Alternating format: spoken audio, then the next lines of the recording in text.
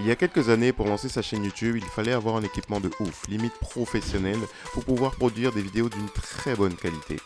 D'ailleurs, aujourd'hui encore, certaines caméras semi-professionnelles coûtent un bras. Mais la bonne nouvelle, c'est que nos smartphones ont évolué et nous permettent de produire une image d'excellente qualité pour YouTube. Mais comment y arriver? C'est ce que nous allons voir dans cette vidéo.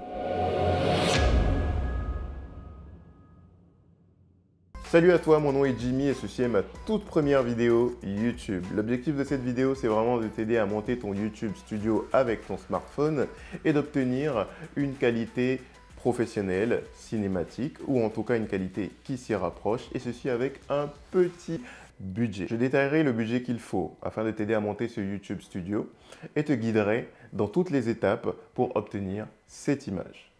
Je suis avec Morgane qui occupera le rôle de modèle, elle sera devant la caméra, moi je serai derrière la caméra pour te guider pas à pas. Reste jusqu'à la fin parce qu'on s'amusera à faire la comparaison budget-qualité d'image entre l'iPhone 13 et la caméra semi-professionnelle Sony A7 IV qui nous a été prêtée par Visual Image. D'ailleurs, merci à Visual Image. Certaines images de la vidéo ont été tournées avec mon smartphone, elles ont le logo tourné au iPhone.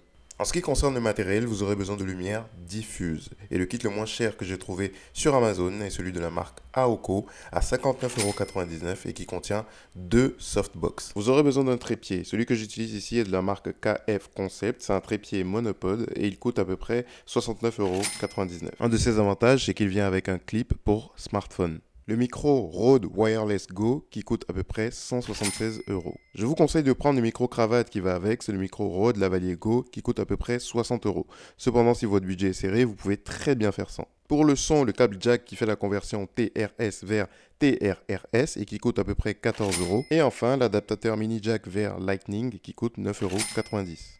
Concernant le choix du lieu de tournage, si vous tournez chez vous comme moi, je vous conseille de choisir la pièce la plus lumineuse, donc la plus exposée au soleil. Ensuite, je vous conseille de choisir un endroit où vous pouvez avoir le maximum d'espace derrière vous. Cela aura pour effet de créer une sorte de profondeur de champ derrière vous. Attention, si vous tournez avec le soleil comme principale source lumineuse, vous serez soumis aux aléas du soleil. C'est-à-dire que parfois, il viendra avec une forte intensité et donc beaucoup de lumière et parfois, il s'en ira et votre lumière va baisser. Et cela aura pour effet de créer des variations de lumière dans votre vidéo.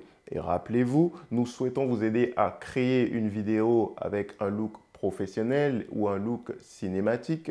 Et il faut savoir que les vidéos tournées par des pros ou par des personnes qui travaillent dans le cinéma ne connaissent pas de variation de luminosité en cours de vidéo. C'est la raison pour laquelle nous devons apprendre à maîtriser notre lumière. Et c'est la raison pour laquelle vous voyez que chez moi, nous avons décidé de fermer les rideaux, de fermer les volets et de se retrouver dans le noir total. Maintenant, il va falloir disposer nos lumières pour éclairer correctement notre sujet et donner ce look cinématique et ce look professionnel.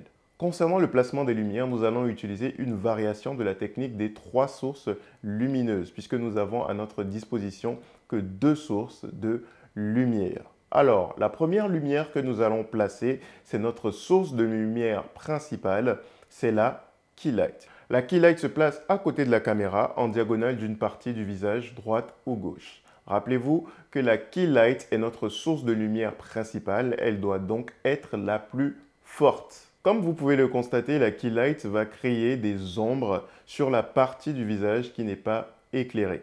Et c'est là que rentre en compte le positionnement de notre seconde source lumineuse qui est notre fill light. Alors, l'objectif de la fill light, c'est vraiment de pouvoir diminuer les ombres qui ont été créées par la key light. Attention, on ne cherche pas complètement à supprimer les ombres, mais on cherche juste à les atténuer. Pourquoi?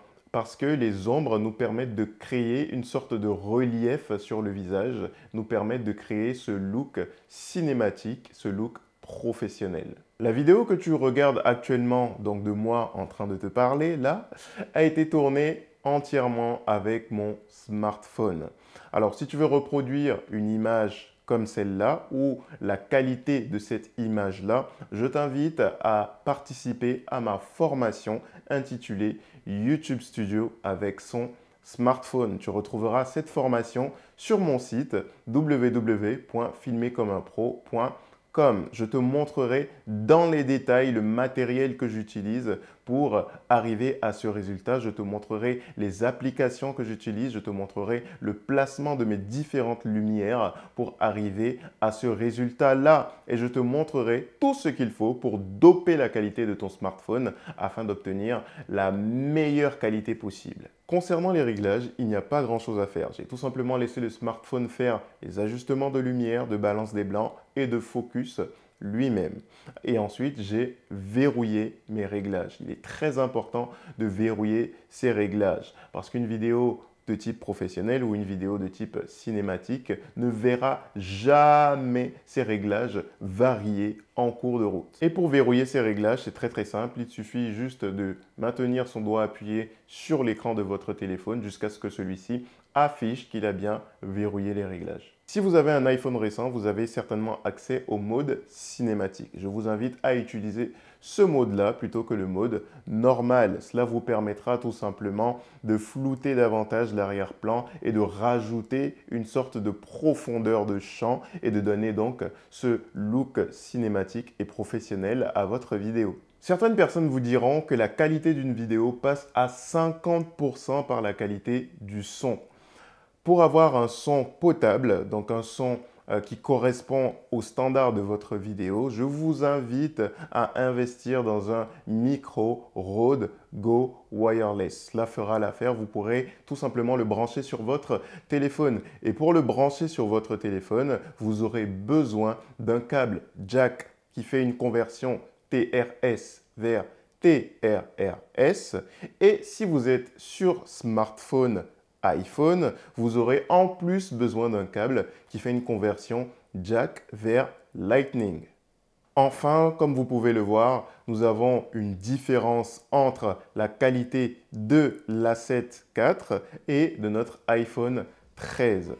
Attention, l'A7 IV ici n'a pas été utilisé au maximum de ses capacités. Je n'ai par exemple pas utilisé de log qui aurait pu me permettre d'avoir une meilleure plage dynamique. Mais n'oublions pas que lorsque vous débutez, vous ne savez pas vraiment utiliser votre appareil au maximum de ses capacités. Voici donc l'image que vous obtiendrez si vous êtes un débutant avec l'A7 IV pour un budget de 4 200 € plus 350 € qui concerne notre équipement pour la vidéo YouTube. Et voici donc l'image de notre iPhone 13 Pro qui se défend pas mal face au monstre de technologie qu'est l'A7 IV. Le budget total concerne le prix de l'iPhone 13 Pro plus à peu près 350 € qui concerne le budget de notre équipement YouTube. Si vous débutez, à vous de voir si ça vaut le coup de débourser 4 200 € ou d'apprendre à obtenir une meilleure image avec tout simplement votre téléphone. Merci à toutes et à tous d'avoir regardé cette vidéo. Si elle vous a plu, n'hésitez vraiment pas à la liker, à la partager et surtout à vous abonner à la chaîne pour m'encourager à produire